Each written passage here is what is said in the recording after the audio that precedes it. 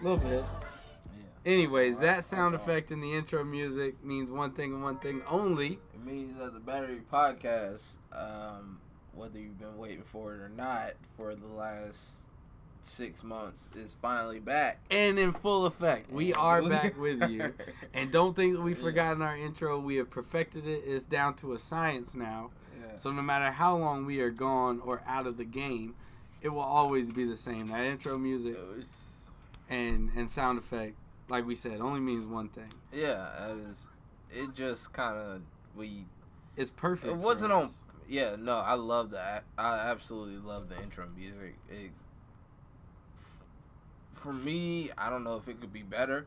Like, probably it probably could be better, but for what that we came from, we've got, we started with no intro music. Like, to hearing this there's nothing I'd rather have. Just exactly me personally. Yeah. But this is the intro evolved with the show. We got better at podcasting. We got better at editing. Now we know how to put a song in the beginning of the show. We're just getting better. We're killing it. We're killing the game on all accounts. On every cylinder. Whenever we decide to actually kill the game, which is like, we could do it though. What, once every 2 months at this point? We apologize for. Let's go ahead and address that before we get into tonight's show. Do you want to? Yeah. Okay. So we have tried to record, a couple times on two separate shows. Yes. Yeah. We've tried to do 2 shows. One night we got into a bit of a heated argument that we couldn't do on air. It was a very, very heated argument. Yeah, it was 1 or 2 low blows away from coming to blows. It was actually it was. From some people's standpoint, it was at coming to blows. But I think we were both there. It was we were ready. It was a really bad argument. It was awful. So we just couldn't do it that night. Yeah, so we didn't do that night, and then the second night that we tried to do it, we ended up having technical difficulties with the mics. On the audio end, we were trying to we tried to set up a dual mic setup where I bought a separate mic, for one of my other podcasts. It's a hockey-related podcast. Right. And Ricky is eventually going to get a similar mic, if not identical to it. Right. And for whatever reason, we just couldn't get that mic to every time we tried to hit record, the GarageBand app would close on the computer, so we just gave up. It was just weird. Yeah, it got to a certain point where we were just like, it's not worth it. No, so we're back now. We're back on the Blue Snowball, where our best sound quality has come from to this point. Like I said, Rick does plan on getting a second mic, similar to the mounted one. I've actually thought about that since we've had those issues. We just haven't. I don't know, should I get that? But we can talk about that later. It's something we definitely need to discuss. Yeah. But yeah, we've had problems that kept us from getting a show out to you guys. Yeah, so one was us, the other was not on us. It was probably on my shitty, outdated computer, but nah, man, not this, not a MacBook. You can never. So I shouldn't put the fault on. You never put a $2,000 computer. Never. Okay. Never. All right. Well, we are back today. we plan to have a good show for you. That's what we're going in it for. Yeah, I had drawn up a list of topics to talk about. As you guys know, a month ago. Yeah, a month ago. It was weird, man. I was looking at just our iTunes page or whatever, and it was just funny seeing 2 weeks or a week between every episode. We were going and then, weekly. The last one was the July middle of July 24th or something like that. And I was just like, man, I didn't realize it had been so long since we So for those of you who do listen faithfully, Evan, Dante, Rhiannon, all the way in England. Yeah. Ben. Shouts out to Rhiannon. I know I don't talk to Rhiannon. Ben. Yeah, big shout outs to everybody that does listen faithfully every time we put one up. We really do. Yeah. I don't know if I kind of didn't want to brag about the success of the other podcast. Oh, you guys are having that great. We had like 200 people listen to the first episode. Really? Yeah, Wow. Yeah, we didn't do that on the podcast. It's kind of bad now. Yeah. Now I feel like, what are we doing here? But I will say this: I am more appreciative of my listeners to the Battery than I am to the Hockey Podcast. Are you? I feel like we went out with the goal of the Hockey Podcast to target one set of people.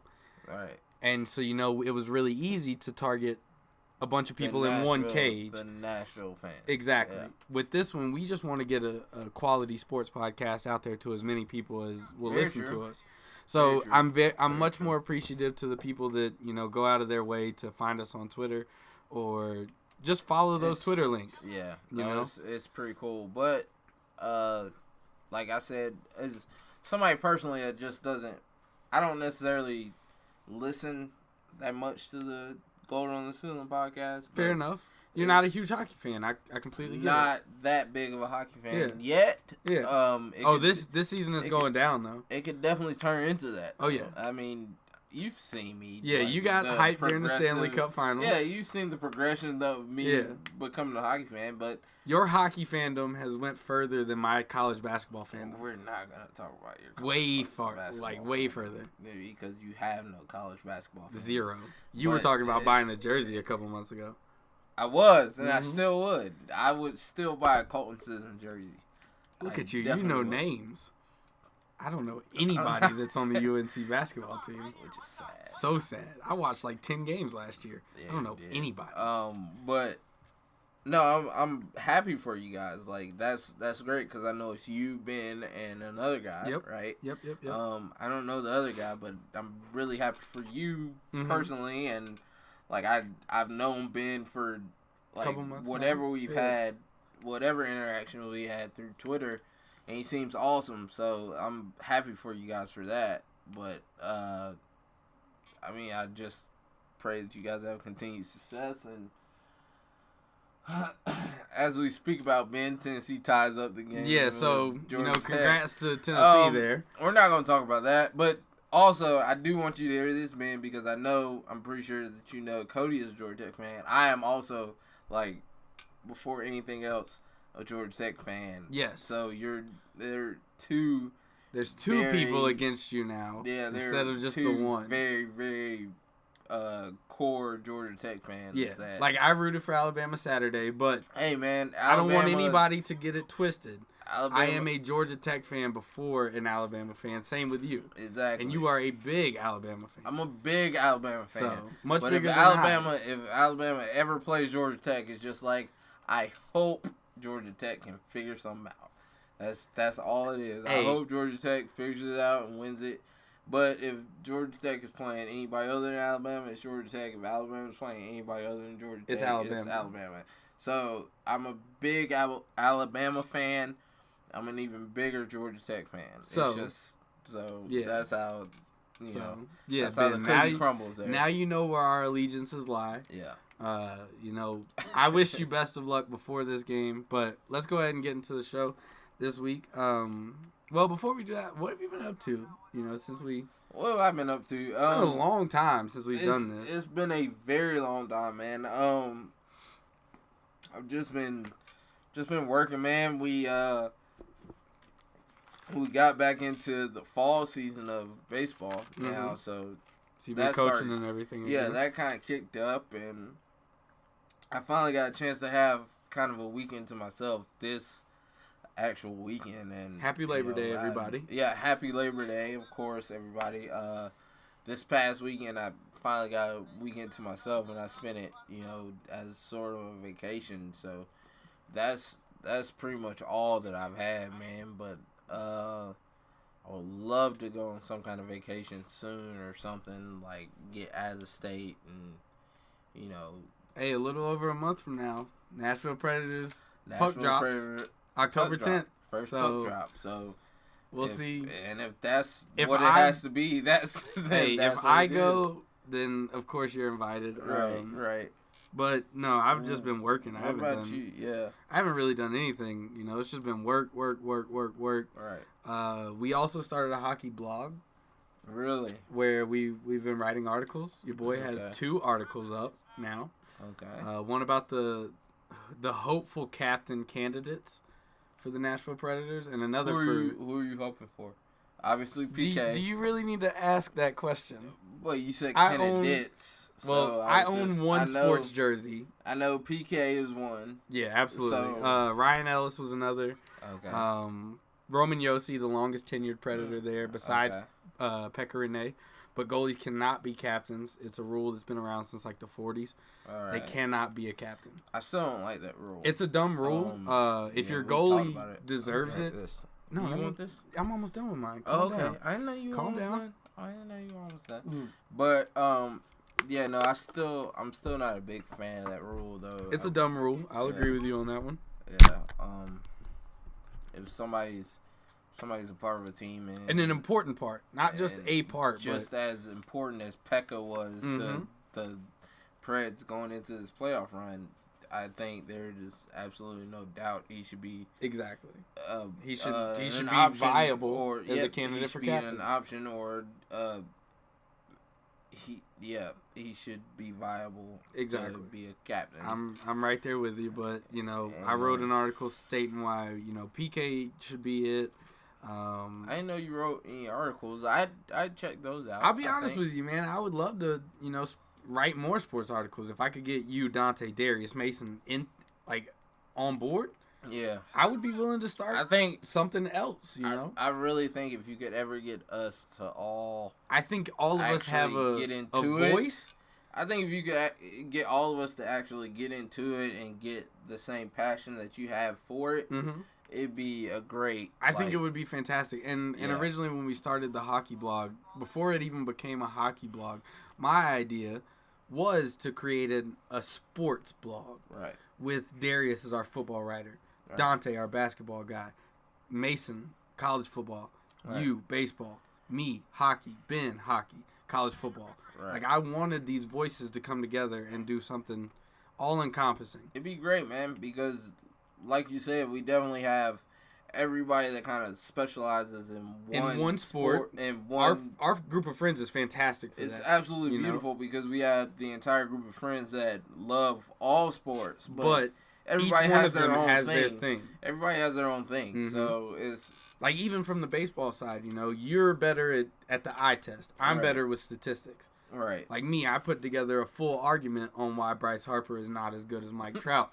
And I'll continue. You put together an argument that I agreed with. Yes, but I took the time, in the middle of the night during this argument. Very meticulous about it. To go get every piece of information that was needed to back up my argument. Right. So, yeah, I hope, maybe that's something I'll bring up to the group.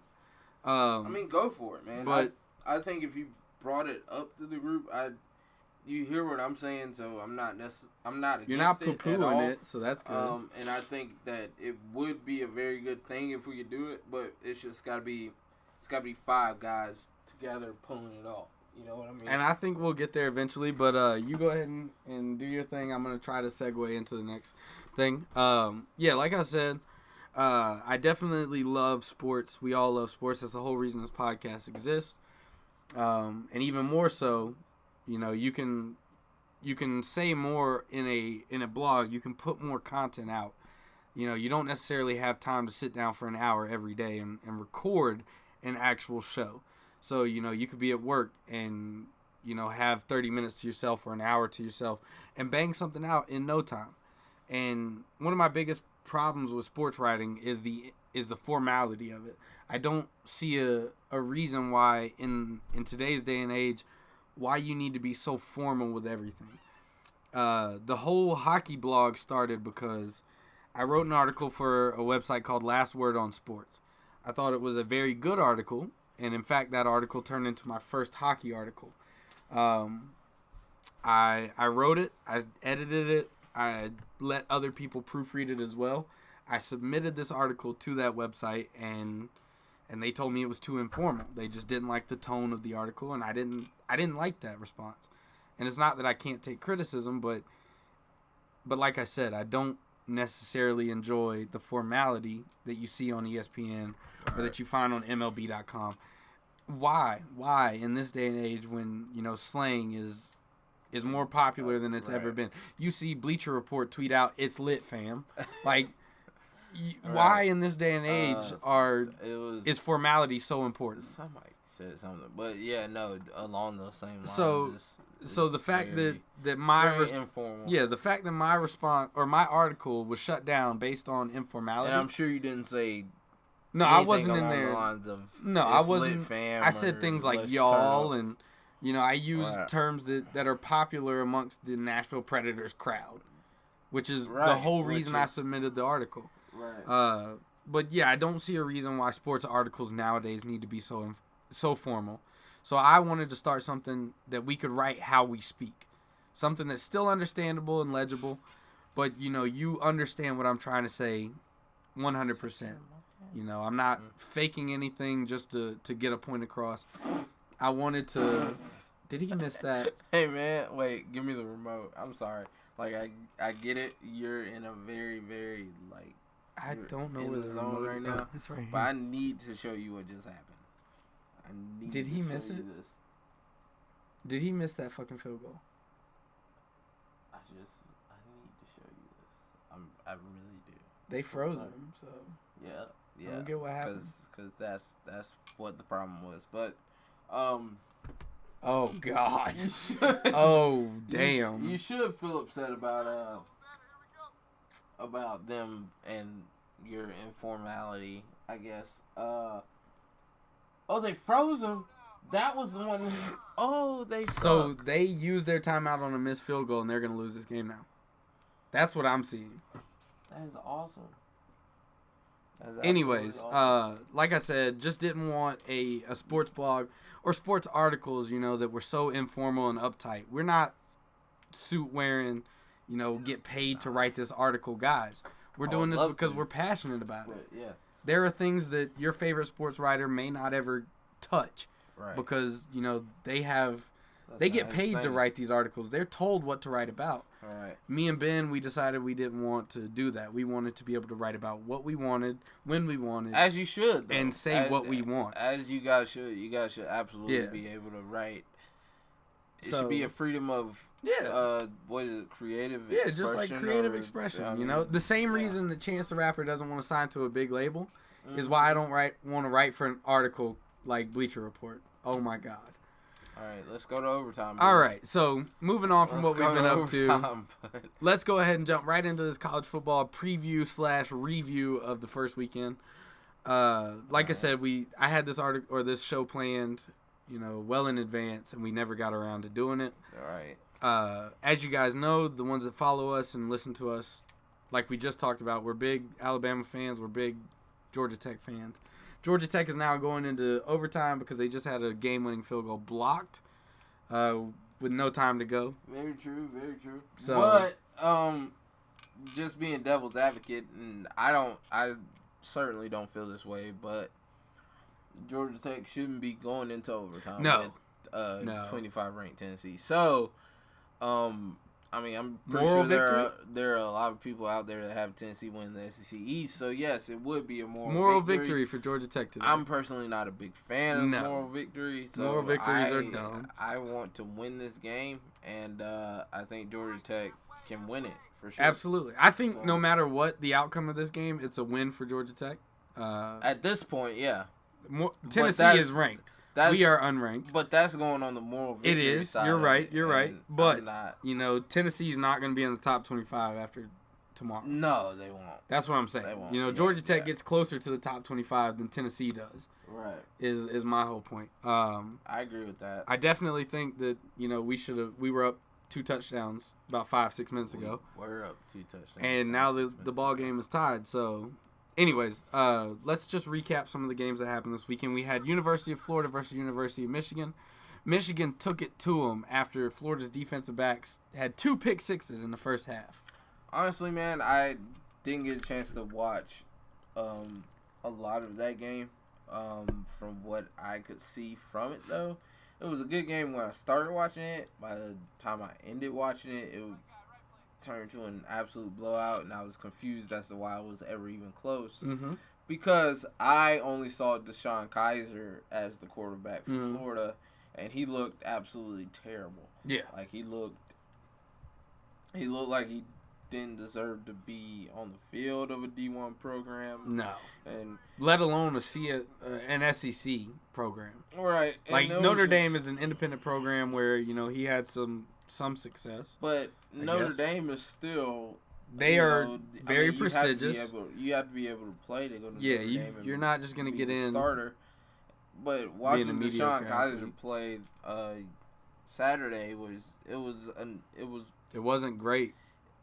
Wasn't good. It was weird. Wasn't even average. I didn't know how to describe it, honestly. And like I said, man, they had 2 pick sixes in the first half. They did. 2 pick sixes. They did. How many games do you know where your defense scores 14 points and you lose that game? It doesn't happen often, but it happens more for Bama than... Yeah, I was going to say, we haven't seen Alabama put up 14 points on the defensive side and lose a game. Right. Yeah. And that's a program whose defense is very good, and you would think a program that's got 2 pick sixes is going to be pretty good. Right. That's not what they showed us. That's not what they showed us, because they ended up losing that game 33-17. That defense had not... Actually, I didn't even think about this, but that defense had not had those 2 pick sixes. They scored 3 points. They scored 3 points. 3 whole points. The offense was absolutely horrendous. It was a shit show. It's, it's sad. It wasn't good. And that being said, the offense also, well, not necessarily the offense, but Florida in general was missing 10 players. Mm-hmm. And I get that. I absolutely understand that. But you play that great for one half, and then things just kind of fall apart. And DeShone Kizer, who was somebody that was playing at a D1 program, a prestigious D1 program, like you said earlier, last year, he shouldn't get in there and just be as shook or as confused as he was. It just didn't make sense. He just didn't look good. He didn't look good at all. He looked like... I was asking my friends that are Florida fans, I was like, who's this true freshman playing, and it just looked really, really badly.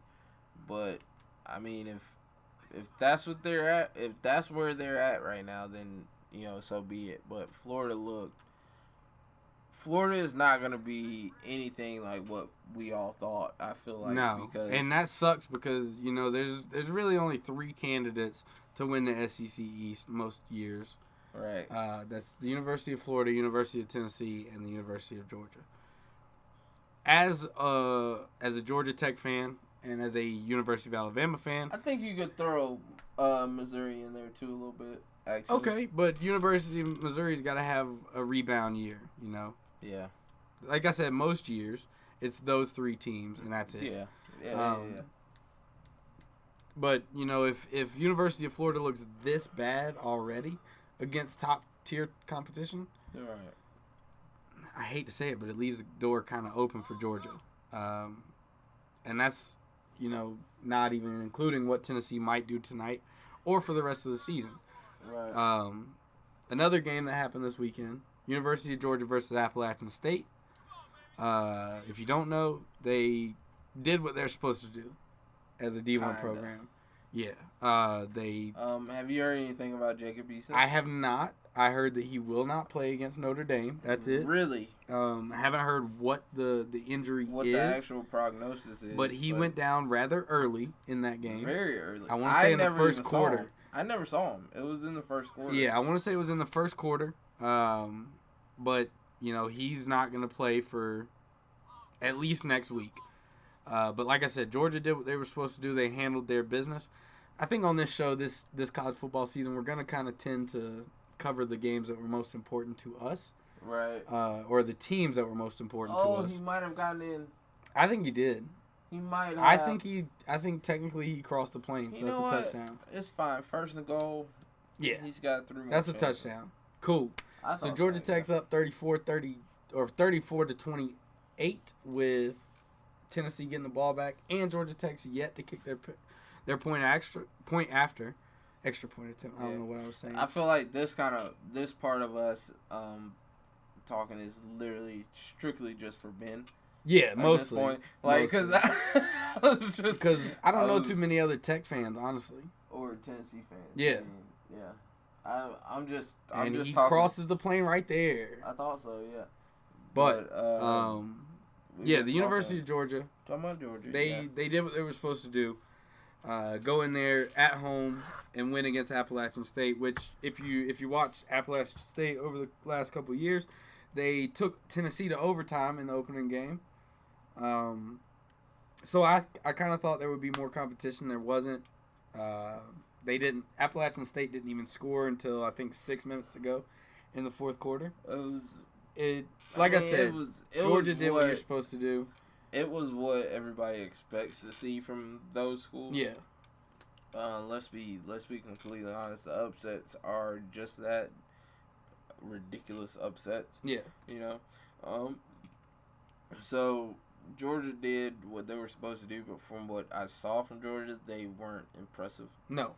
And like we said, they've got Notre Dame up next.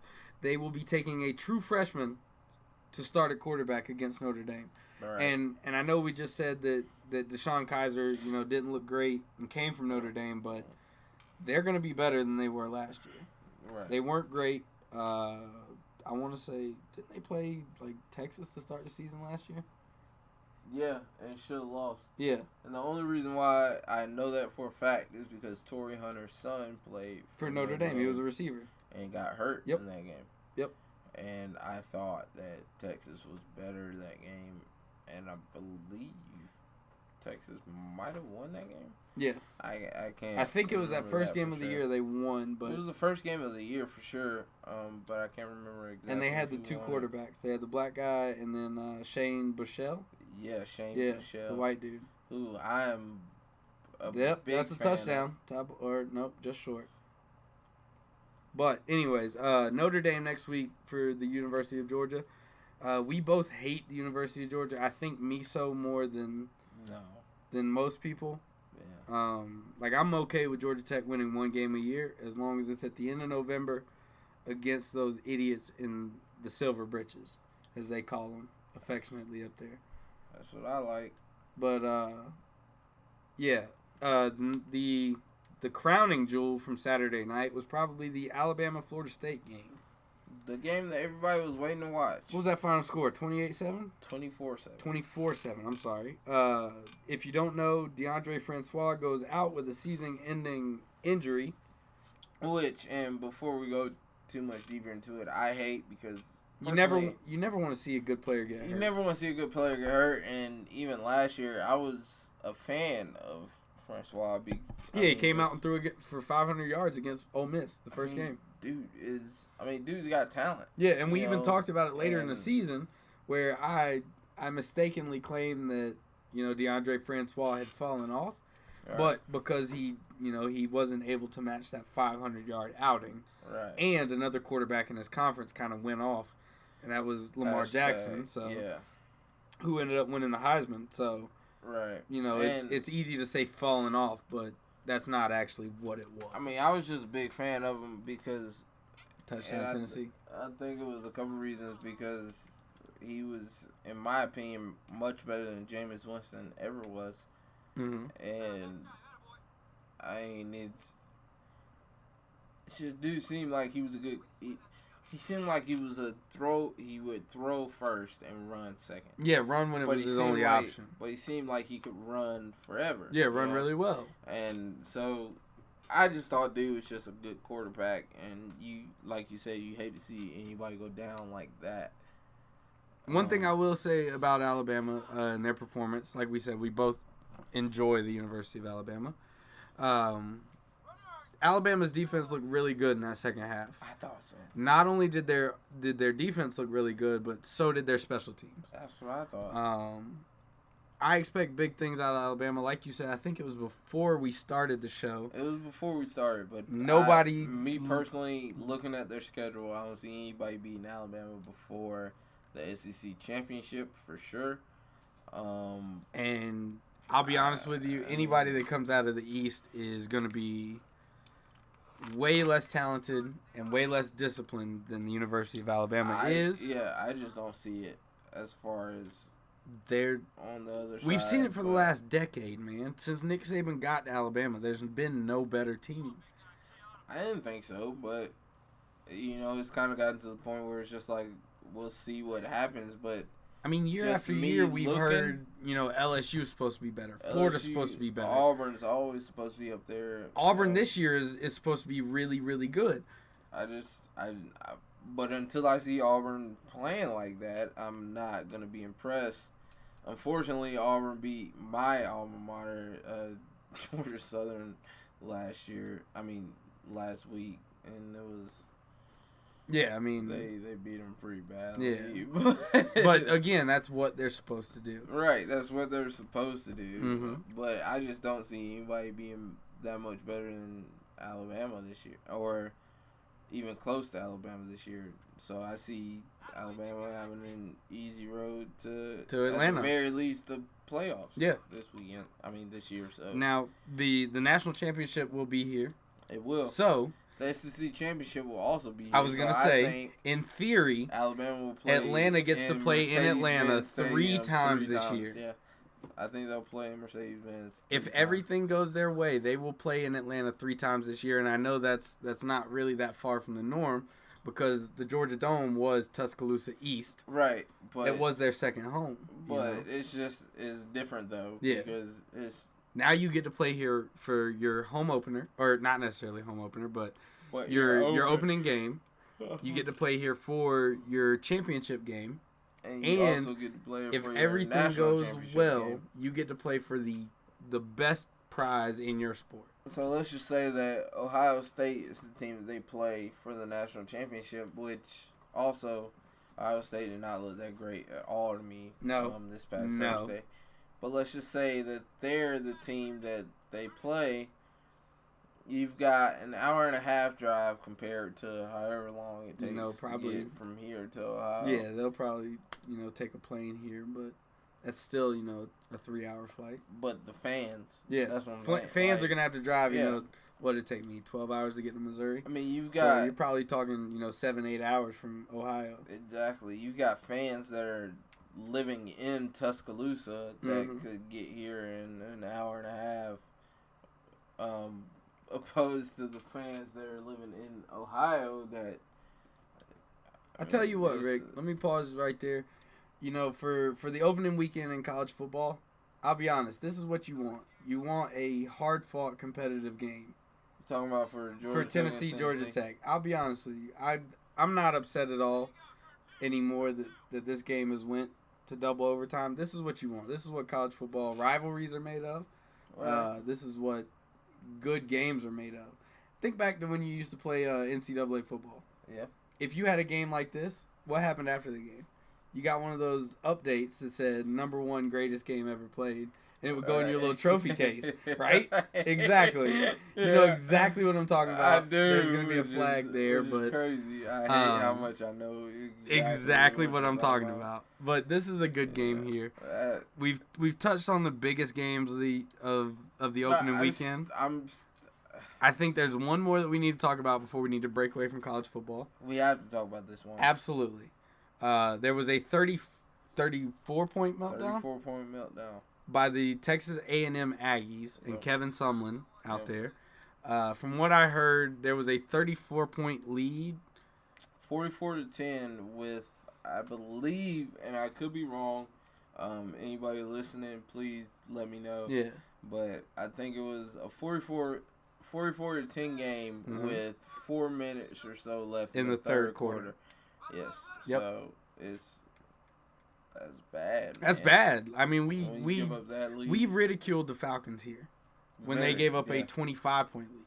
Right. We talked about that. We could not believe it as we watched it together. We could not believe that the Patriots came back, and we didn't think there would ever be a greater single game comeback. Hold my beer. Exactly. Hold my beer. It's your favorite meme on the internet. And I saw it, and I had to send it to you guys. And like I said, it's your favorite meme on the internet is the hold my beer thing. And that's what Texas A&M did. They were like, wait a minute, we got you.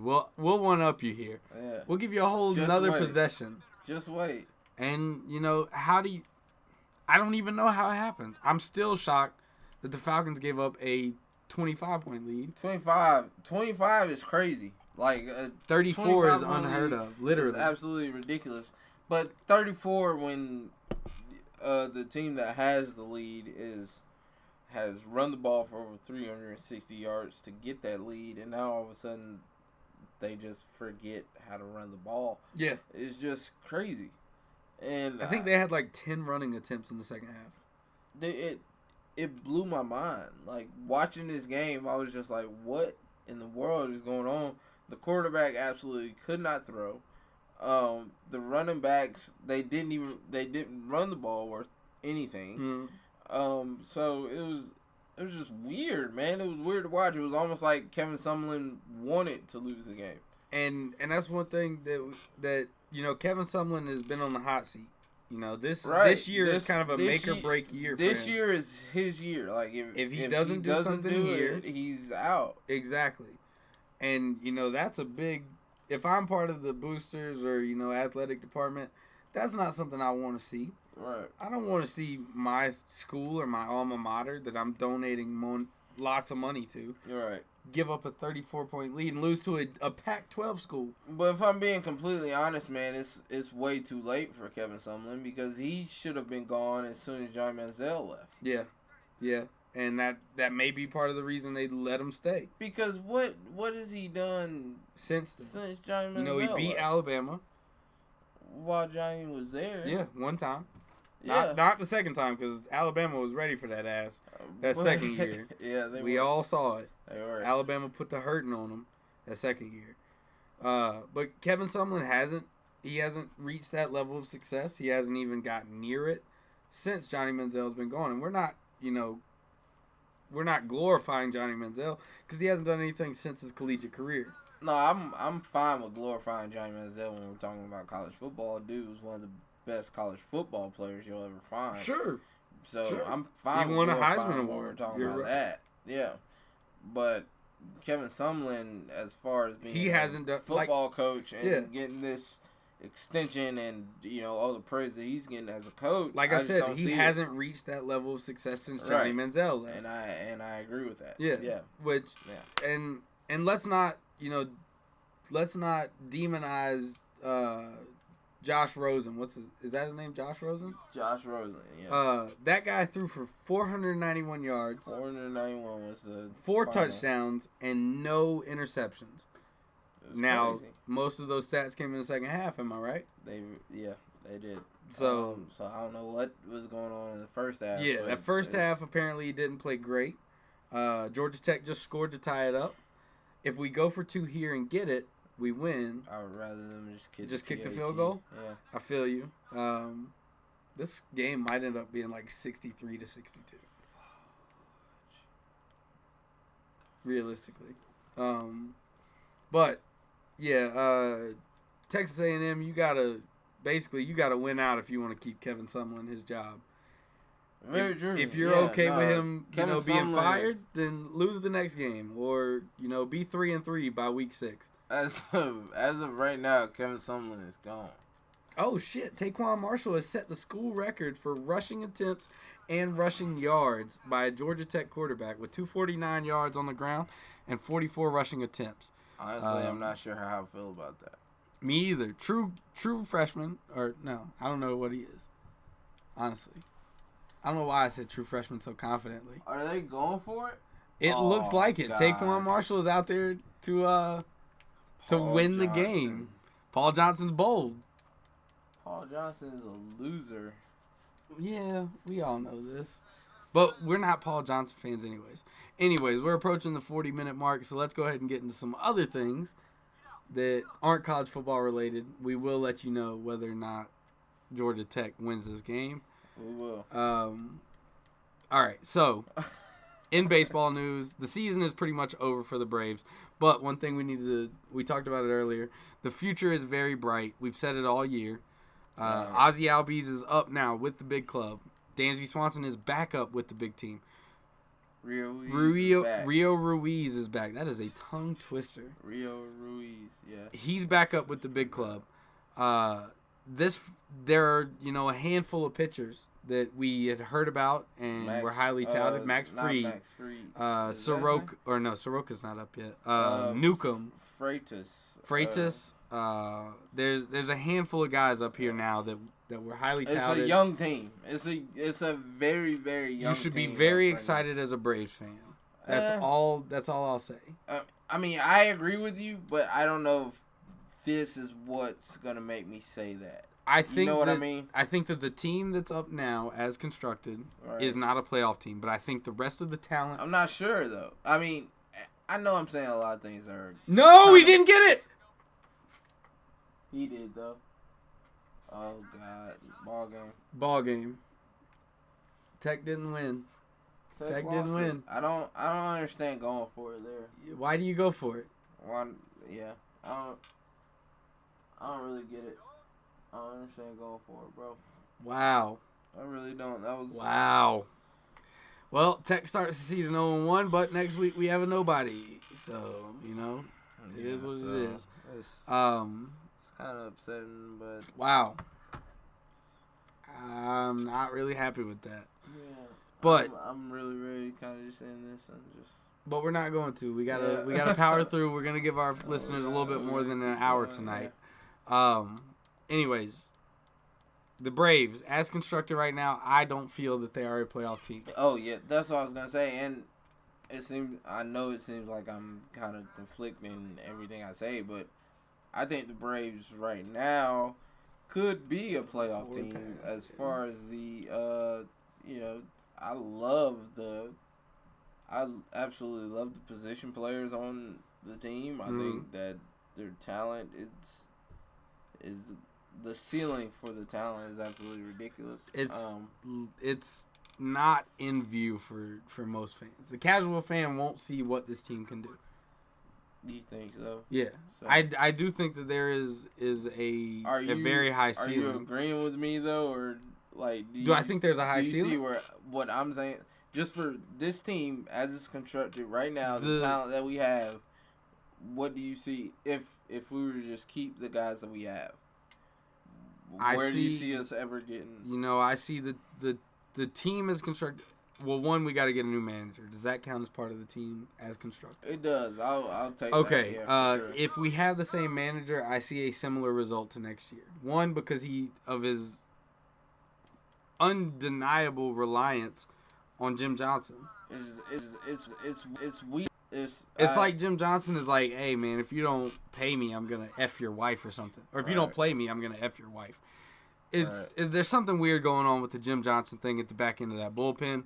He relied on him way too much when we were approaching 500 back in July. And he relied and it on cost way us. Too much. It cost while us. We were not 500. Yeah. And trying to get back. It's been hard to watch. It's been frustrating as a fan.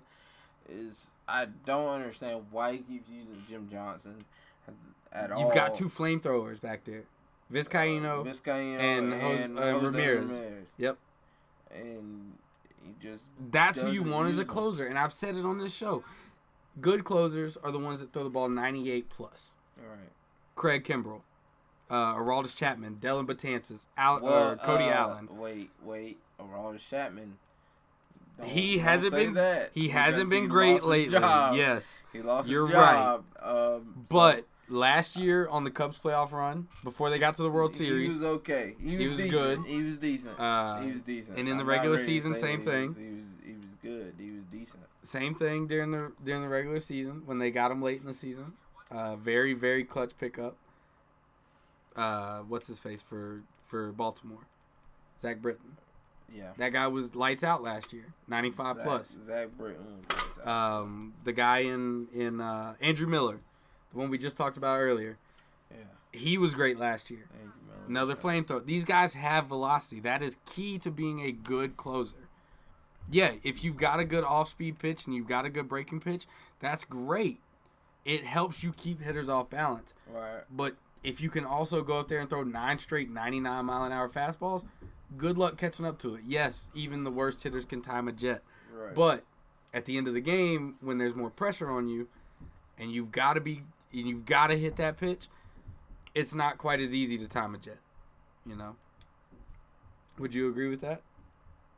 Not necessarily, but I definitely get where you're coming from, though. That's the way I see it. I don't think that you're... How many times did we see Craig, walk the bases loaded and then work out of it because he stopped throwing off-speed pitches?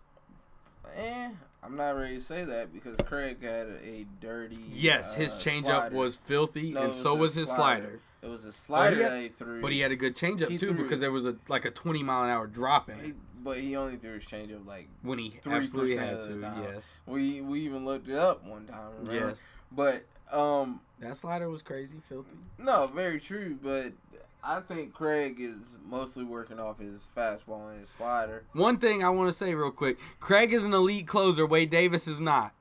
Wade Davis didn't have an ERA under 2 until this year, as a relief pitcher. Craig has definitely always been a relief. Craig Kimbrell is a relief pitcher. Wade Davis for the Chicago Cubs is not. I don't care how many non-blown saves you've had. I don't think she listens to it. I don't think she does either, but I'm going to go ahead and put it out there in the ether. Okay. Let it be out there in the atmosphere. All right. Wade Davis, not an elite closer.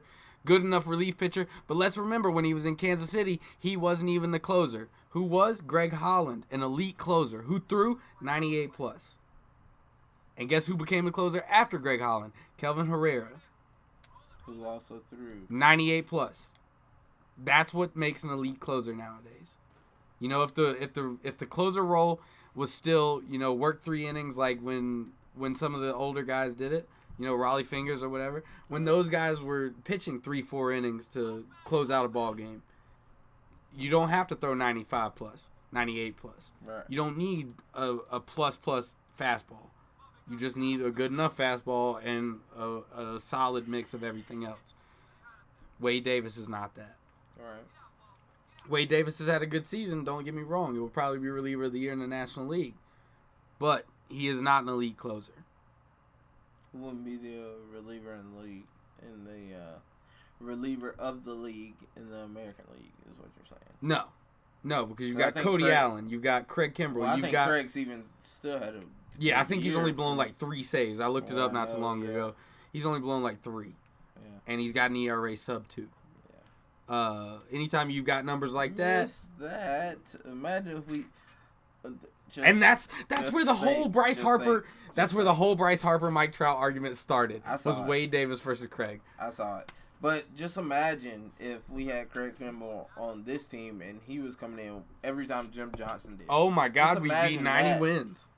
It's crazy. How many games have we lost in our last, or in the bottom of the ninth, or top of the ninth for that matter? We give up 2-3 runs in the top of the ninth. Probably only like 5 or 6, but I mean, compared to 0, that's a big deal. That's a big deal. Yeah. 5 wins right now would definitely be better than 16 games under 500. Yeah. You're still under 500, but 10, 11 games under 500 is better than 15 or 16. Is my point. No, I get the point. A win is a win. A win is a win. It's just. And we ain't been getting them with Jim Johnson. Anyways, enough of that Braves rant. Giancarlo Stanton is a monster.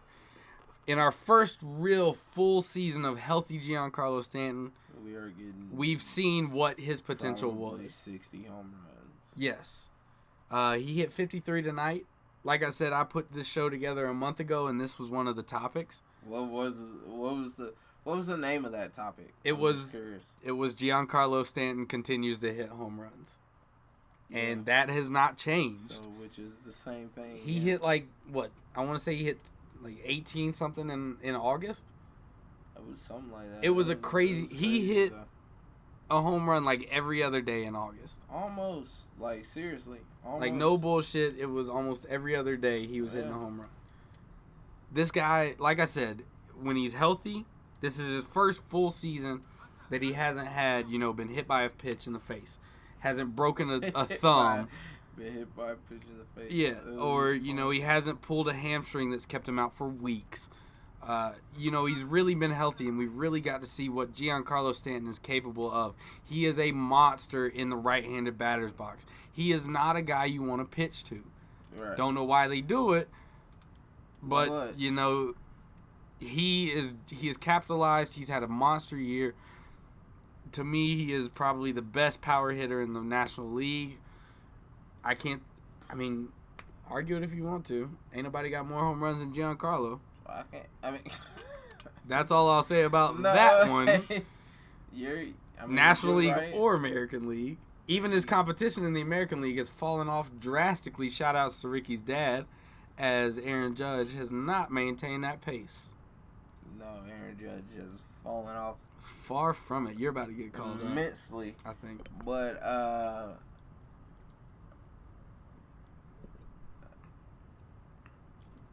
the answer is Willie Mays. By the way,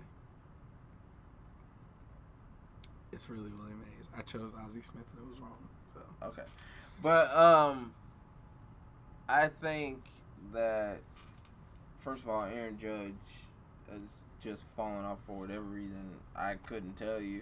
I think it's kind of that you're getting to the kind of the same thing that we saw with Yasiel Puig when he came into the league and was just absolutely tearing it up. Then he went through a 1.5, 2 month stretch where he just wasn't the exact same person. Now he's back to somebody that's hitting in the 8-hole and he's hit, I want to say 20, 25 home runs. But what you see with Giancarlo Stanton is kind of the best way to put it for me, I think, is just you see somebody that big, they're doing what they're supposed to be doing, and it's what you've been expecting from Giancarlo this entire time. He's a huge guy. 6'5", 245. You've seen him hit, home runs however far.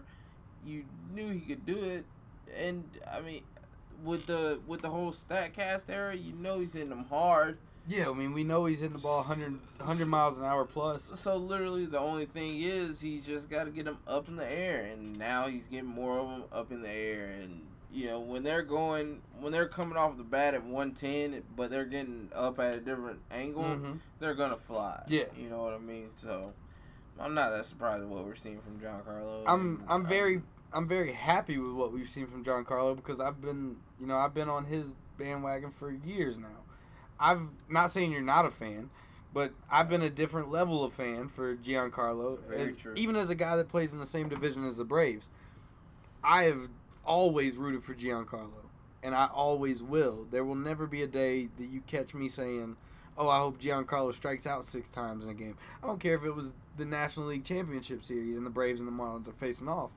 Right. I want Giancarlo to do well as long as the Braves come out on top. Same way I feel about Jay. We just said it earlier. We've got a series with the Marlins coming up.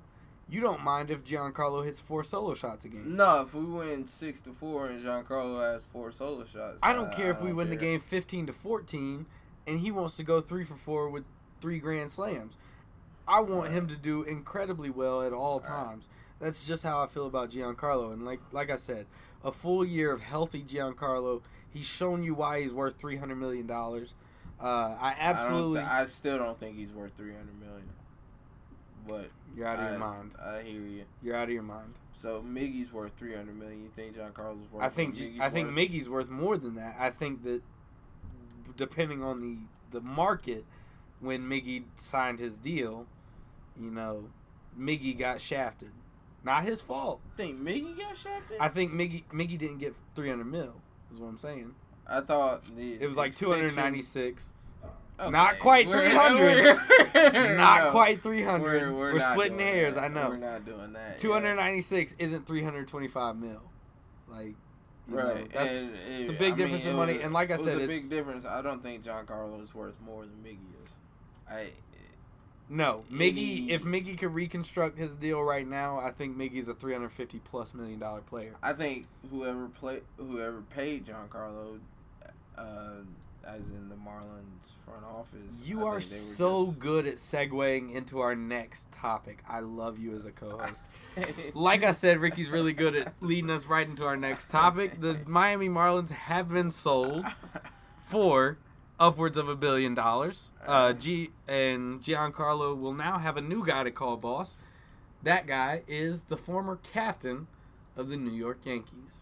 That guy Derek is Jeter. also a future Hall of Famer. Without a doubt. Not Magic Johnson. Michael Jordan is also a part of that ownership group. I think they paid $3.2 billion. I've got the number right here. $1.2 billion. How much money does Derek Jeter have?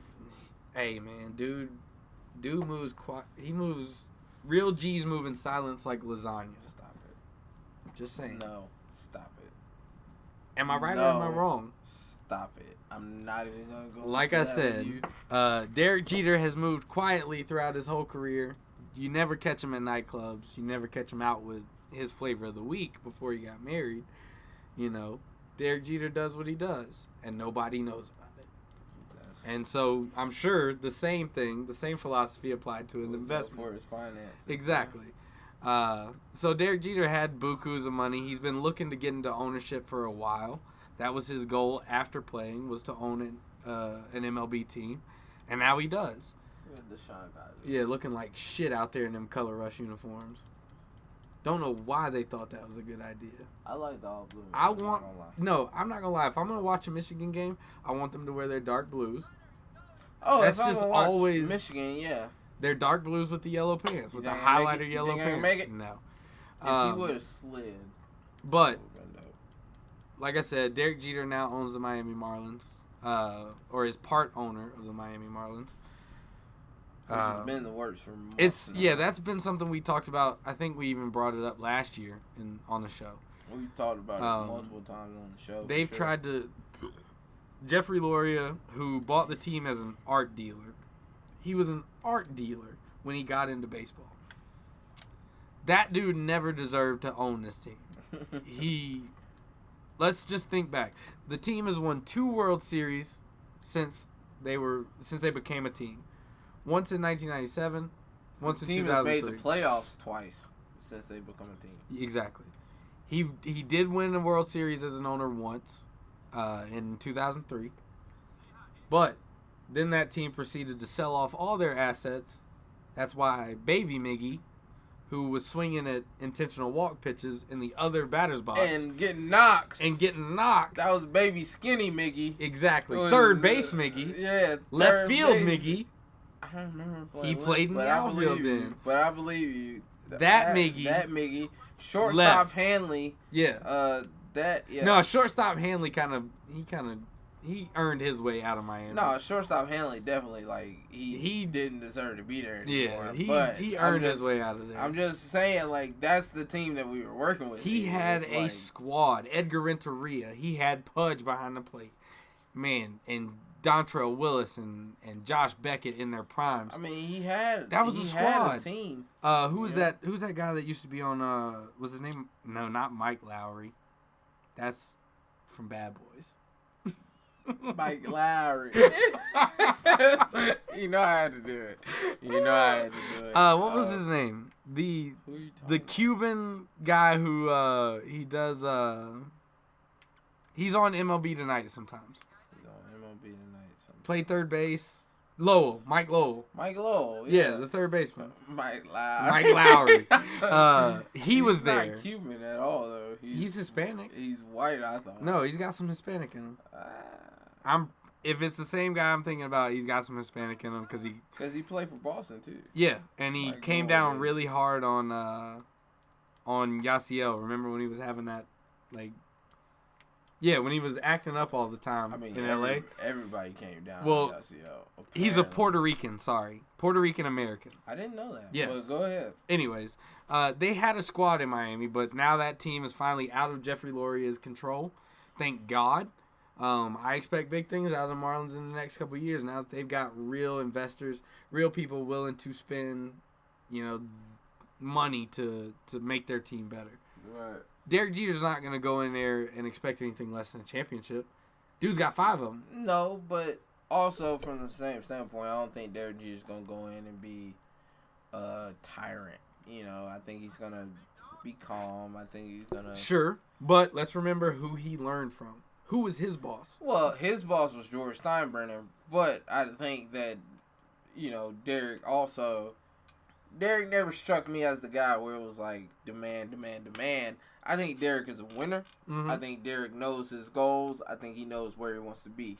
but I don't think Derek is the person that is gonna punch you in the throat until you do what he says. Do you think that Michael Jordan being a part of that ownership group will help?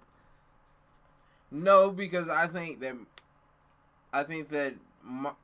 Derek Jeter was, as far as a competitive spirit, I think Derek Jeter was like Michael Jordan. I think Absolutely. Those two were very alike. So I think they're going to have the same mindset. And I think that Derek Jeter is going to kind of override Michael Jordan because it is baseball. I hope so. Exactly. It is baseball because baseball doesn't happen like that. Michael has not done well with the Bobcats / Hornets. At all. Not at all. I mean, don't get me wrong. Kimball Walker be completely honest, is sneaky hot every year. Sneaky hot. Very sneaky. But, I mean, baseball, even if... They also drafted Adam Morrison. And while Michael Jordan was a player with the Wizards, they decided it was okay to draft Kwame Brown on Michael Jordan's behalf. They didn't draft Kwame. I thought LA drafted Kwame. You're right. But they brought Kwame in after the Lakers were done with him. I'm sorry, guys. I do know what I'm talking about, despite spouting off nonsense from time to time. But no, the only thing I'm saying about that is you know as well as I do, baseball doesn't happen overnight. No. Like, it just doesn't. No, not at all. And I think Derek understands that more so than, Michael Jordan would. Because we know Michael didn't experience success, and he knows he didn't. But also, in basketball, also, it is a sport where you can come in and make. Oh yeah, you can build a team with one move right there. Yeah, you can build a team in one move. I mean, it can happen really quickly. Whether it's you draft Michael Jordan, or you bring Scottie Pippen into the fold, exactly, or you bring Dennis Rodman into the fold through free agency. But it just doesn't happen. You can make basketball championship teams overnight. We saw it with the Warriors. The Warriors didn't happen overnight. You're right. I take that back. Mark Jackson, you deserve at least one ring, if not two. But we won't get into that tonight. We're not going to talk about that. We will wait until later on in the year when basketball season approaches us. Unless you got somebody on the roster named LeBron, it doesn't happen. Yeah, you can't just bring a championship to your city in one night, but you can make them a lot quicker than baseball championships. Right, very true. If you look at teams like the Cubs, they went 108 years. They went a full century plus. And it didn't happen quickly. Without a championship. It just didn't happen quickly. Because even think about it. They won last year, but how long have we been talking about? Man, they are about to be really good. The year before, they're about to be really good. They won 95 games and didn't even win their division. Exactly, and we were talking about all these guys coming up when they made the trade for Addison Russell from Oakland. Mm-hmm. We were talking about that happening. The Astros, talking about how good they were going to be 2 years ago. Man, they absolutely sucked. Longer than that. No, I'm just saying, like 2 years ago they were terrible. And now they're but one of the best teams in the AL. But they brought all their guys up, and this is what you get, and it doesn't happen. It doesn't happen fast, but it happens. Yeah. So I think that Derek Jeter will come in, and I think he'll be a very good GM, but I think he'll also be a very. I don't think he'll be the GM. I think he's or gonna have. I'm sorry, he'll be a very patient. I think he's gonna have a lot to do with the day-to-day operations. Right. But I don't think he'll necessarily, sit in that chair and make trade calls left and right. I don't know why I said GM. We literally just said that he was a part of the ownership group. Yeah, but I don't think that he'll be as strict as George Steinbrenner was. I think he'll be much more patient. Now, when I say that, I'm not saying that he won't take some things from Steinbrenner, but I think that he'll... You think they will have to... no facial hair? You think that'll be a rule? No. Okay. I hope not. Think it will. I think that's a dumb rule that the Yankees have. I hate that rule, but you can have a mustache, but that's it. You can't have a beard. You can have a mustache, but you can't have a beard. I hate the rule, but it's gotten to the point where it's like if I do see a Yankee, it's a part of the tradition. Yeah, now. I mean, I'm not. And let's think. George Steinbrenner's been dead a while now. No disrespect to the Yankees or that family. Right. He's been dead a while now, but they carry on that tradition. As they should. Yeah, I think it's. I think it's very respectful. I think it's something cool. It's a little.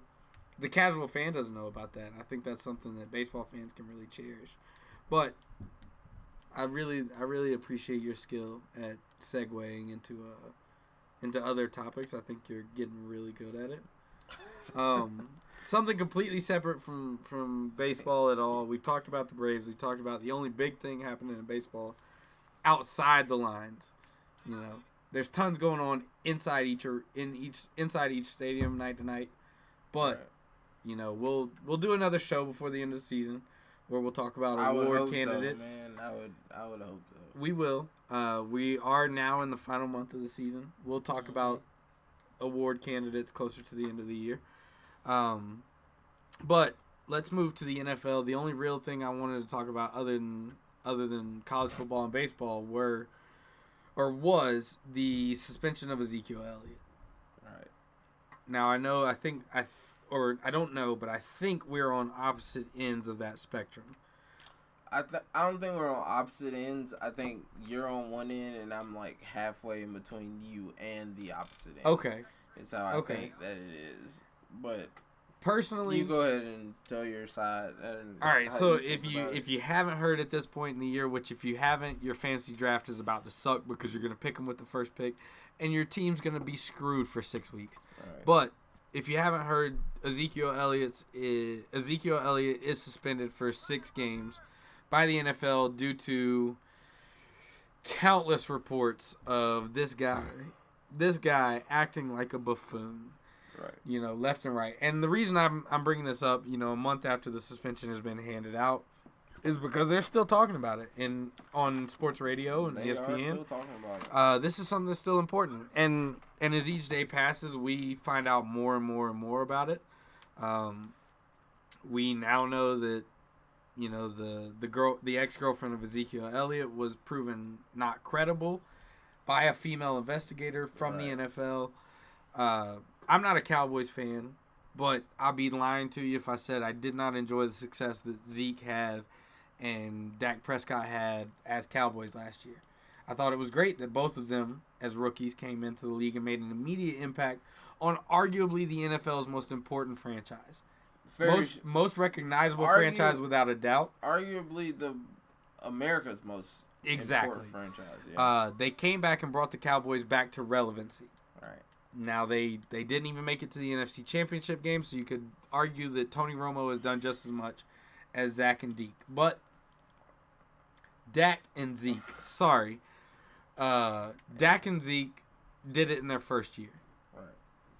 Dak came in, you know, Tony Romo goes out early in the preseason. Also, Dak and Zeke had that game won until Aaron Rodgers just turned it on. Aaron Rodgers. Yeah. And just made a conversation I think we need to have on another day. Is Aaron Rodgers the greatest quarterback we've ever seen? But Tom Brady's my pick. Like I said, we'll have that discussion on another day. Yep. Yeah, I mean, Zeke Elliott and Dak Prescott came into the league as rookies. You know, Dak came in and led that team to, I want to say they won, 12, 13 games? Let me just look that right on up. Dallas Cowboys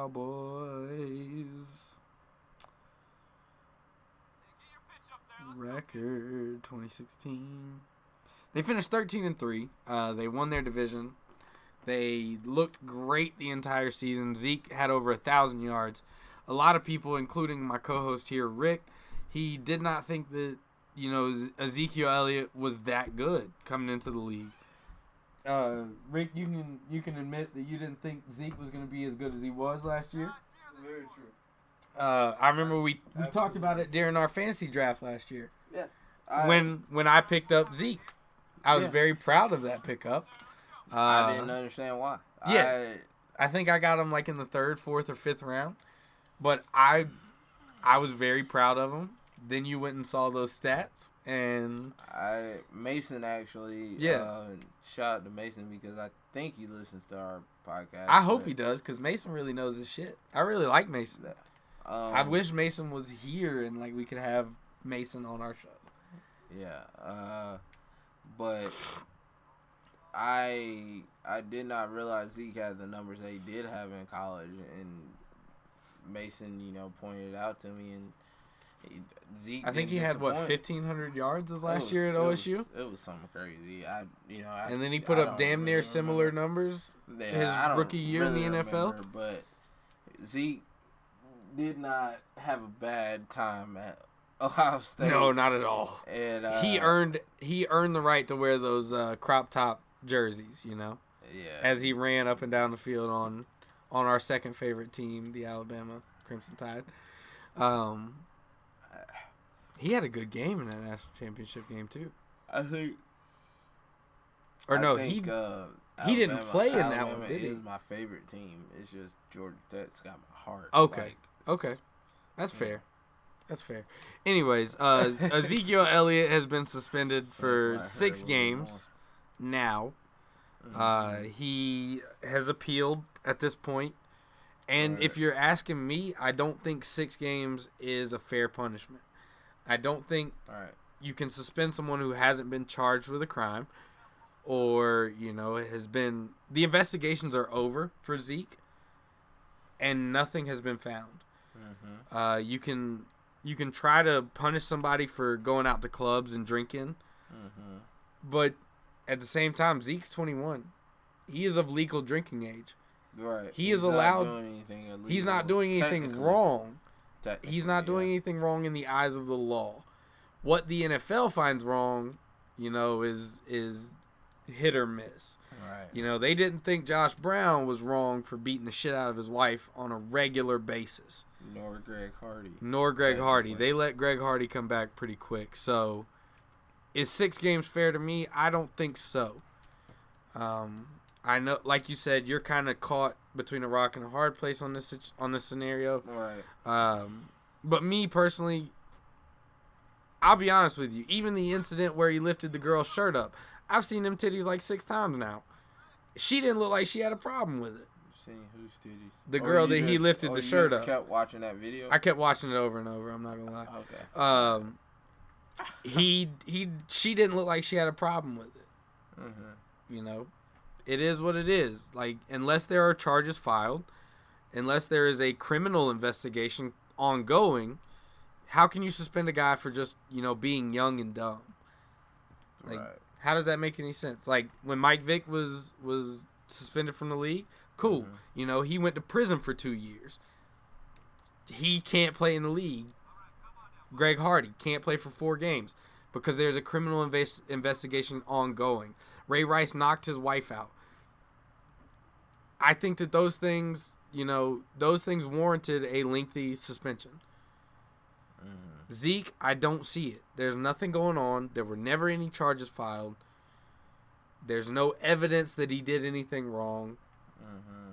Why are you suspending him for 6 games? Right. And again, I'm not a Cowboys fan. I'm not worried about my fantasy team this year. I didn't pick them up. Nobody with any sense. Yeah, I had the 3rd pick in the draft this year. I just didn't do it. Wasn't for me. But for me, I don't see that suspension is warranted. Mm-hmm. If you got anything to say different, feel free to let it. Oh no, I just wanted to I wanted to hear everything you said first. Oh yeah, I feel you. I'll go on about mine. 6 games is a lot. You won't hear any argument from me about what that. What did Adrian Peterson get last year? I want to say it was 4, but if I'm being completely honest, I don't remember for sure. Let me check real quick. Also, I think that was a terrible. I think that was a terrible suspension as well. I think Zeke deserved his suspension more so than Adrian Peterson deserved his. You get what I'm saying? Yeah. By no means do I think Adrian Peterson deserved a suspension for what he thought was discipline in his kid. Oh, no, he got the whole year. He got the rest of 2014. Really? Yeah. Yeah, okay. Well, so I thought he got hit with the book severely, way too severely. But he was also charged with misdemeanor reckless assault. So... Yeah. And he pleaded no contest to it, but he was charged with something. Is my point. Right. I get that, but The only thing that I have to say with Zeke is, you're right. He hasn't been charged with anything. Mm-hmm. But how often does somebody have to just keep pushing, and you're gonna let them get off scot-free until they do something where it's like a Greg Hardy, when we know that the league messed up with this, right? The league is honestly messed up with every suspension they've doled out over the last 10 years. Right.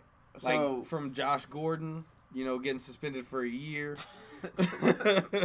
I mean, on that note, though, Josh is an idiot. How many times do you have to get caught doing it? Just stop smoking. Stop. Like Stephen A. Smith said, lay off the weed.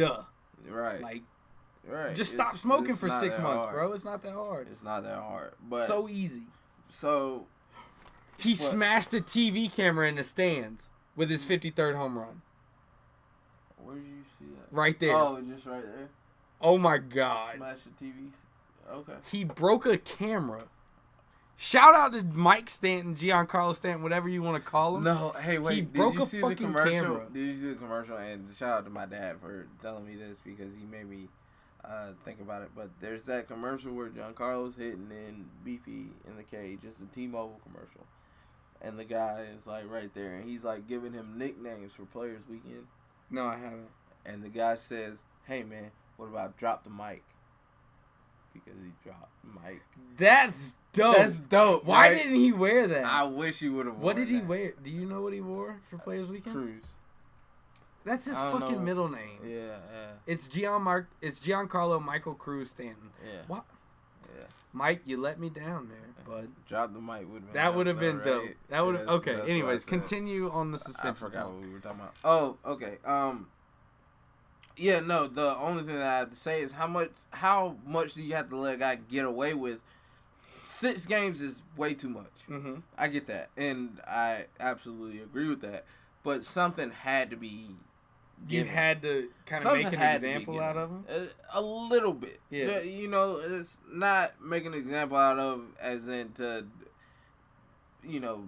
cost the guy this. 6 games is crazy.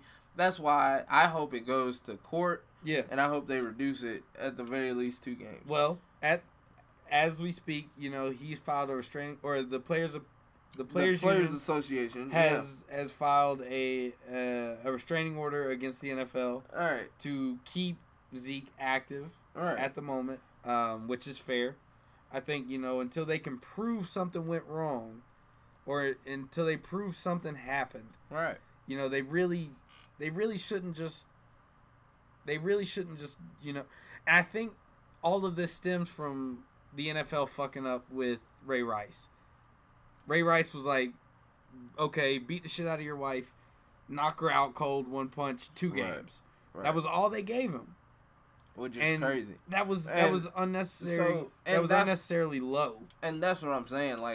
They've absolutely messed up. Ray Rice did that. Greg Hardy had his girlfriend or significant other on a bed of guns. Afraid for her life. Yeah, she could have died. And he's playing for the Dallas Cowboys. 4 games. And, so, I mean, the NFL has notoriously screwed up these kind of things.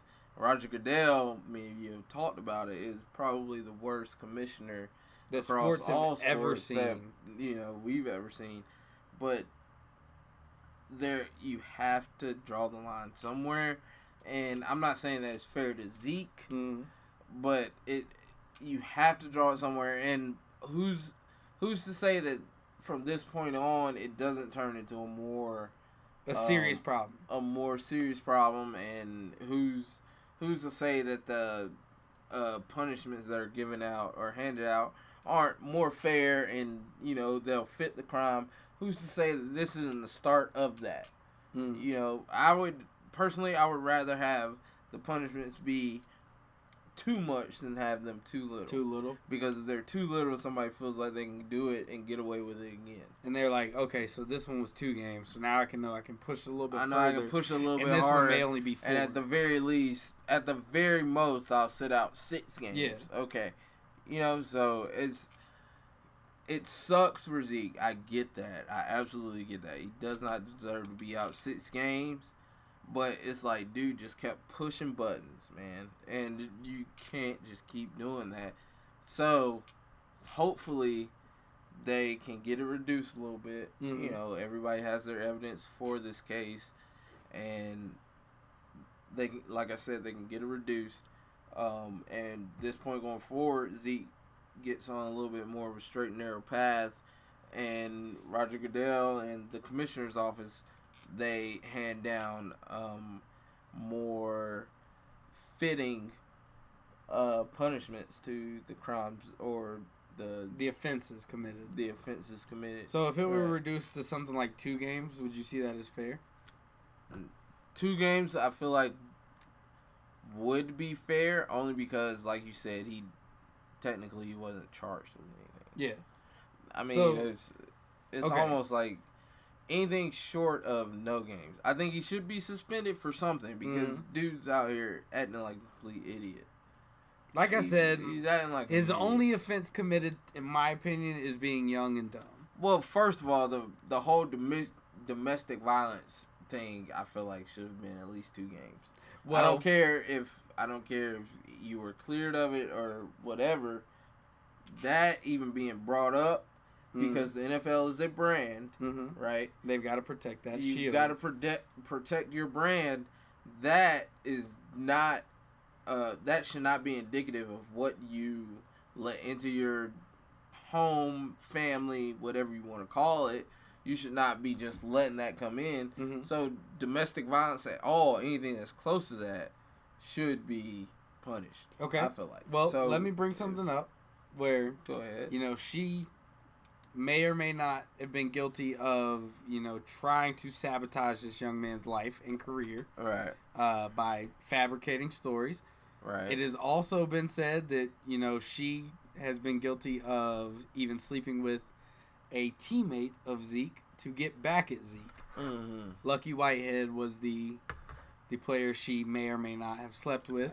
Hey man, no Lucky Whitehead slander on this podcast. You're right. Lucky, you deserve a job. You should still be a Dallas Cowboy.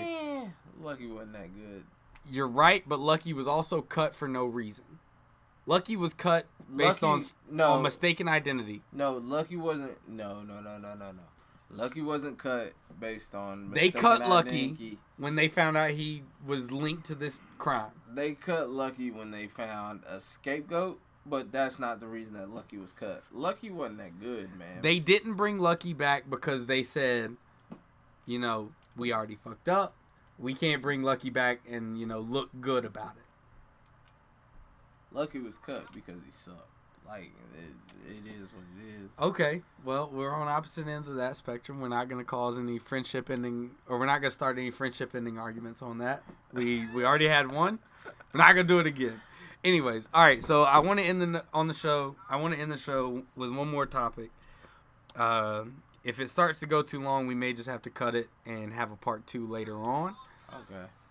Okay. So we are, you know, what? Thursday starts the NFL season. I think the Patriots start Thursday night. There is a quarterback who is still a free agent. Very true. This one might go a little long.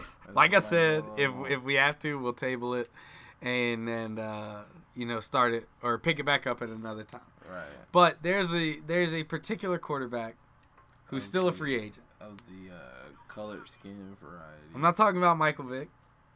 Not talking about even Marcus Vick. Not talking about his brother Marcus, who definitely has the athletic ability and talent to be a quarterback in this league. He deserves a job. I am talking about none other than Colin Kaepernick. Right. Colin Kaepernick had a very good season last year as far as I'm concerned, with 16 touchdowns and only 4 interceptions. I'm not going to say Not going to say that it was a great season, but given the talent he had at his disposal, 16 touchdowns and 4 interceptions looks pretty damn good to me. I'm not going to say he had a pretty good season, but he had a season worth, like, still having a job. Can you name 32 starting quarterbacks better than him? No, Colin Kaepernick? No, I will never try to. I can't name 32. You know, the other day, I I was just thinking about it at work the other day. It was like, Colin Kaepernick is good enough to be the starting quarterback for one team. Somebody showed me a list, or they screenshotted something, and it was on-field struggles Colin Kaepernick the last 2 seasons. Now, this list was 35 qualified quarterbacks. Right. You want to know how many of those categories he ranked dead last in? How many? 0. Yeah. So, he wasn't the worst out of 35 quarterbacks. Right. Which is saying that if you're not the worst, there's a job out there for you. Right. Now, I know we've definitely touched on his protest. It should be a job, yeah. We even touched on 7th Streeter being banned from singing the national anthem at a Sixers game. Did we talk about that? We did. I listened to that episode the other day. Wow. Wow, I'm impressed that we are a socially conscious podcast. Yeah. We know what's going on out here in these streets, right? We know what's going on. Everything, but we talked about, the Black Lives Matter movement. All We've right. talked about anti-Trump movements. We've talked about things that matter outside of the game of football or sports in general, for that matter. So if you guys haven't been able to tell, we are black. We are a predominantly black podcast. No, we are. I'll say it that way. We are black. We are both drinking from the Negro water fountain. But some of us get to live in the house. Some of us were taught how to read and write. Some of us, had it better than others. You just always take shit too far. I'm just saying. Nigga, you a slave. Am I right or am I right? You're a slave. It doesn't matter. Anyways, I don't think I'm better than anybody for being light-skinned, or, as certain people have called me in my life, a mutt. Yes, he does. Otherwise, he wouldn't have said that. Like I said, man, no, wait. I found the best name for mixed people. I still like Light Bright. You hit me with that Light Bright shit one day. I didn't know how to come back to it. I was confused. No, man, I heard what is a Light Bright? I heard one on Blackish, and I need to go find it. And I'm not gonna say it to you when I find it. Okay. But I'm gonna hit you with it. And if you don't, if you aren't hit by it I was hit by it when I saw it, then I'll be a little upset. But this one, man, I was like, ooh, I'm gonna change the game with this one. It was hilarious. I busted out laughing. I went back and kept trying to hear it because it was so funny. Okay. Well, I will be on the lookout for this. Just something new. Just something new. This new anti-mutt, anti-mixed people. Yeah. Slander. But anyways, like I said, Colin Kaepernick is absolutely deserving to be on an NFL roster right now. Right. I can name 3 from one team that aren't quite as good as Colin Kaepernick. 3? Yep. Go for it. The Jets depth chart at quarterback. Done. It's not even really personal. It's just they're not good. Yeah. Chad Henne has a job in the NFL. Chad Henne. I used to love Chad Henne in Michigan, so. Well, Chad Henne ain't been shit since Michigan. Right or wrong?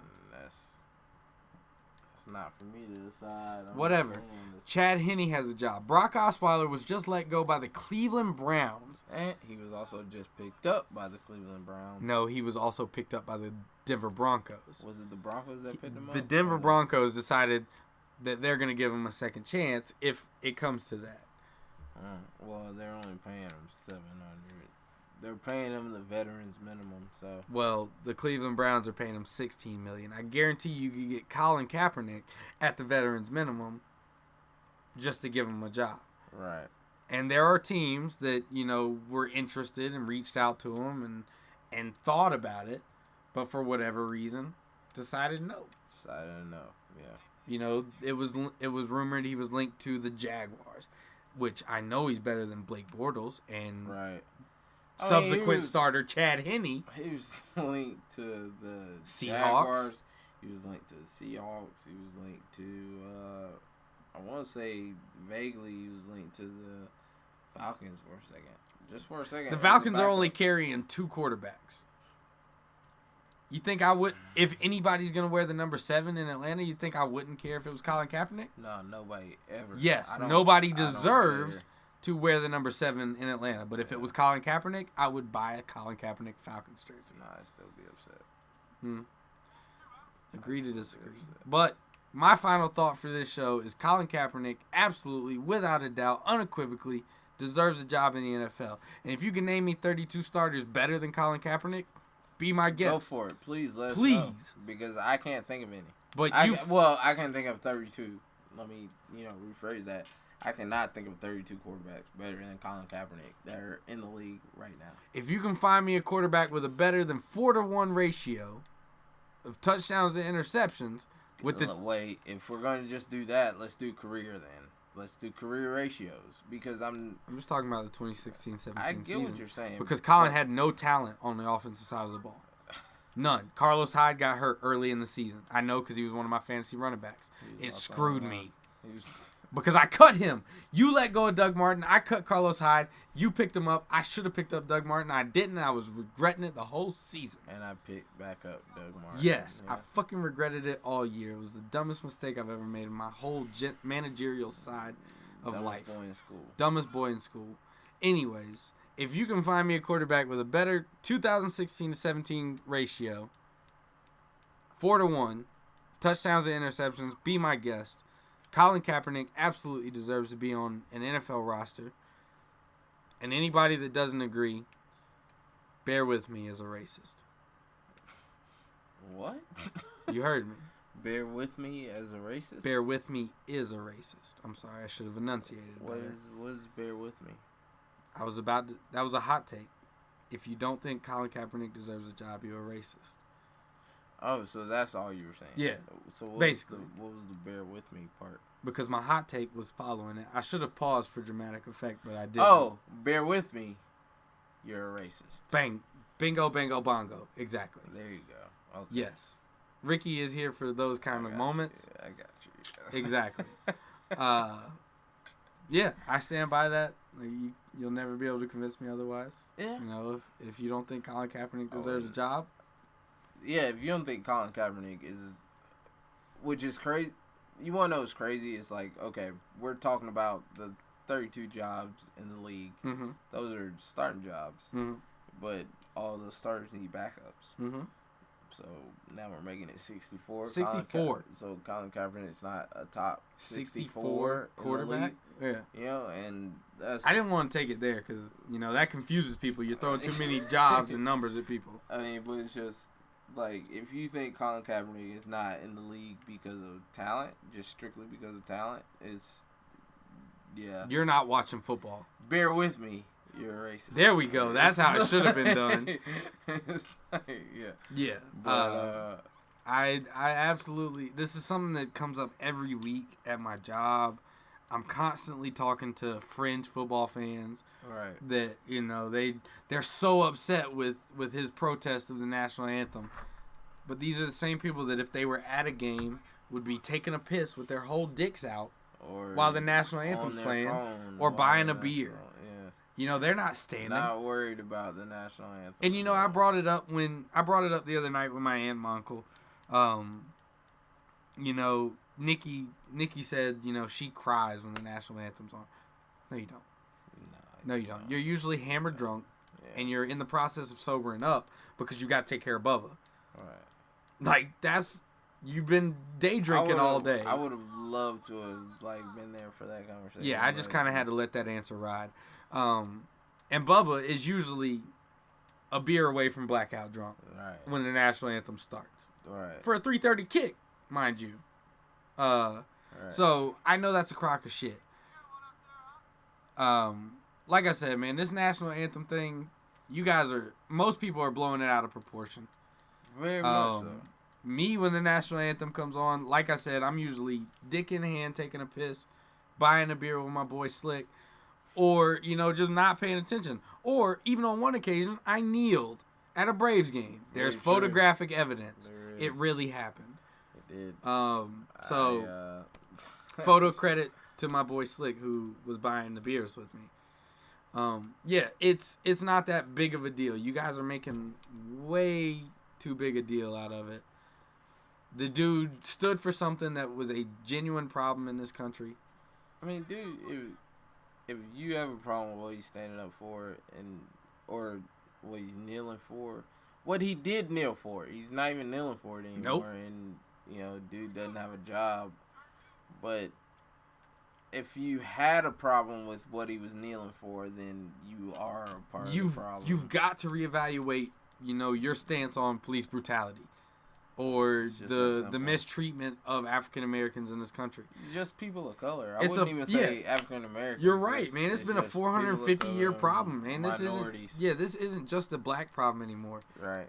Look at before we get too political on this show and lose a bunch of listeners. Because that's what I would hate. Because I would hate for people to, think that we hate other races because of what we say, but like this is how we feel, guys. Yeah, I mean, this is just us speaking from the heart. This is us speaking from the heart because this is the life we live. Mm-hmm. We would love for you to say something back to us, and if you feel differently or you have anything else to say about it, that'd be great. Let's talk about it. Let's just have a conversation. Yeah. I love having conversations, and I don't mean to go off on a tangent right now. But I absolutely love having conversations with the other side. Intelligent but the other side people from the other side. I mean, I don't want to have a conversation with anybody who thinks that the Confederate flag wasn't fought for because of slavery. You know what? Anybody. I would love to have a conversation with anybody because I'm going to sit and tell you my points, and if it gets to the point where you tell me your points and I counter those and you just don't understand where I'm coming from, then I realize you're not worth arguing. See, I mean, now not that's even the arguing, point that's the shit I like to avoid before I even get into a conversation with somebody. If I know that you're going to listen to my points, I'm going to listen to yours, and then you're still going to argue blindly without any facts or statistics or knowledge. Right. Those are the people I don't want anything to do with. And I get that. I absolutely get that, but this turned really political real quick. Yeah. Anyways, like I said, if you don't believe that Colin Kaepernick is a top 64, top 32 quarterback, you're out of your mind, and there's something bigger than football going on. Right. That was literally like I said, it's my last thought on this episode. I know I said that we would eventually get to segmented topics. And I think that, last thought or dumbest boy in school will become the ending We've topic. Said both of those things today, yes. so it's all right. Exactly. We're transitioning. That dumbest boy in school shit is definitely going to catch on and become a topic. Shout out to Max Greenfield, by the way. It was his birthday on Monday, September 4th. Birthday, Max so shout out to Schmidt, a.k.a. Max Greenfield. You are the greatest TV character I've ever seen in my life. You're the best. I love you. I swear I do. But Charlie is still... And that's why I made sure to say I've ever seen in my life. Because I didn't want it to be a concrete statement. Dumbest boy in school. Dumbest boy in school. I am the dumbest boy in school. Yeah, you really are. But that's all I've got for this show. I know we ran a little long. I'm glad that we're back. Though. Yeah, we needed to and have it a little long. So honestly, I've still got 22 more minutes worth of Colin Kaepernick's speech. I could talk about Colin Kaepernick and the injustices going on against black people in America. Like you said, people of color. Because we could throw the whole DACA thing in there. Oh my goodness! And we could go for days. Speaking of that, no, I really do have to shout out my friend Mildred from high school. I went and met with her on Friday. We went and got coffee. I used to have adult things like getting coffee. Yeah, I used to have a really big crush on Mildred, but like it's cool. She's a really pretty girl, but anyway, she's absolutely smart. She's valedictorian of my class when we graduated, and things as far as being legal technically have been really hard for her or whatever, and that DACA bill really affects her, and I sat and talked with her about it, and I don't want to get too far into it, but it sucks, man, and I hate that. Like, I really think the DACA bill should just stay here, and those people that were brought here as children who had no say in them, who had no choice to leave their home country or whatever you want to call it, they should not be penalized for anything, and citizenship should be granted a little bit easier for them than it is right now. And like I said, before we go on before we fill the show with just political nonsense, because it's getting close. Yeah, this is a sports show first and foremost, always and forever. I mean, we just want people to see things with an open mind. Right. There are too many kinds of people in this world for you to believe that your race is superior. That's what you would think, but and I see too many people that come into my job on a regular basis that are the furthest thing from genetically superior. That would probably claim to be that. Really? That would probably side with the idiots from Charlottesville. Really? Yeah. I saw a bunch of toothless, I guess rednecks is what I call them without saying. That's what we'll say. White people is what I see on Twitter. But white people? Yeah, like WYPIPO. But if you say it real quick, you know what you're saying. It's like white people. White people. Yeah, but it's like white people. Hilarious. So before we just get into a discriminatory political debate, like I just want to say there are too many people on this planet and in this country for you to feel like your race is genetically superior. Right. It's not. We all bleed the same color, and if you don't deserve to be here because you're an alien. Like a literal alien, not just an illegal alien or whatever you want to call it. You don't belong on this earth. We all bleed the same color. Some of us pray to God, some of us don't. That's neither here nor there. But none of us are better than the other. We should learn to cohabitate and share this fucking planet. It's the only one we've got. They haven't even learned how to put people on Mars yet. It's the only one y'all got. I got a timeshare out in Uranus. I'm ready to go. Hey, bro, if you surviving in Uranus, go for it. Anyways, like always, you can follow me on Twitter at LameGretzky76, which is still a dope Twitter name. Lame Gretzky is the shit. That is awesome. Arguably the greatest athlete we've ever seen in a team sport. Wayne Gretzky, yeah. And we've had that discussion. You're arguably the lamest guy that's ever lived. Yeah. So it's fitting. You can find Ricky. You can find me at Not Even Rich on all of my social media platforms, except for Snapchat, which we're not gonna get into. You don't need Snapchat. Yeah. We not gonna go there. Yeah. Cause all we gonna do is not Snapchat you. But pretty much. But listen, hey, Not Even Rich. Follow me. Exactly. I would love to. Honestly, I really want more interaction. I would love for people to follow us and talk to us about this. I want this. Yeah, whether it's the Braves being good next year or Colin Kaepernick not having a job, debate us. Or white people hating black people. Yeah, because why is that still a thing? But it will always exist because we in America. Exactly. I'm really about to go and get something to eat from McDonald's. I really want to go to Crystals. I just said a bad word, didn't I? Crystals. We going to Crystals. Anyways, shout out to anybody that listens. That was Ben, Mason, Rhiannon, Tara. If you're listening, I still love you and I think you're super hot. You're great, but Tara is the girl that we argued about. Bryce Harper, Mike Trout. I think you're super great. Does she listen? I don't know, but if you do, you're awesome. You just gotta learn to watch sports better. Very true.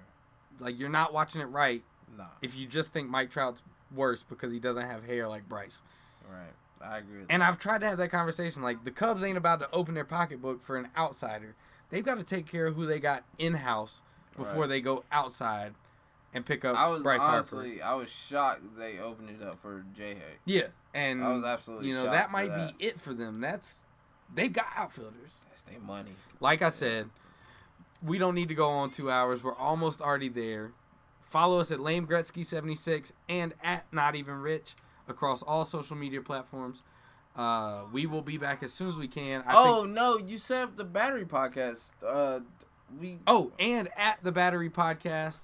Or let me Actually, let me find out what it is find first. Find out exactly what it is and, plug that way so both of us can respond. To it. At @battery_podcast. At @battery_podcast. And we have a great logo thanks to our friend Ben, friend of the program. I've always wanted to say that phrase. They say it on like 92.9 The Game, so I've always wanted to say friend of the program. Yeah, I really want more fan interaction, and I know we don't have many fans, but the ones we do, I want you guys to be able to reach out, speak to us about anything. If you think we were wrong, or if, at the end of Pardon the Interruption, they have the guy fact check. Yeah. I want you to fact check us. If we were wrong, tell us. We absolutely get that we aren't perfect, and we absolutely we're far from it. We produce our own show.